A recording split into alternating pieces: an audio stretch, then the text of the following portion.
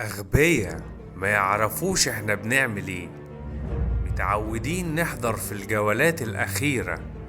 الوقت خلص ومفيش مفر للناس الشريرة. عطلنا الحرب العالمية التالتة سنين، وأجهضنا مخطط الشر الأساسي، وأخرنا هجوم خطير سنين، وعملنا طاولة ذهب و7 كراسي. كتبنا ورق وحضرنا كروت قبل الفجر بعد التماسي، وتركنا خيوط اللعب بين ايدين النسر الكبير، وملف اتفتح والصقر الذهبي قاعد راسي.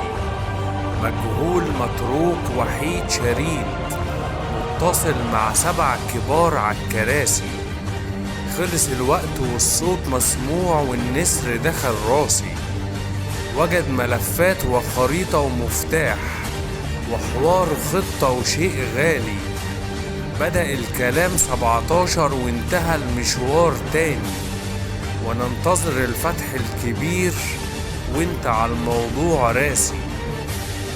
اشتغلنا كتير ودرسنا، حولنا المعادلة من هيمنة عالمية وخسارة إلى مكاسب في بريكس وتجارة. معادلة دولار وقعت بقرار، والهيمنة راحت، والخطة الجديدة للنظام الجديد اتعملت والدولار نازل. استيراد بيقل وصادرات بتزيد، وصفقات دولارية واستثمار بفكر جديد وجديد.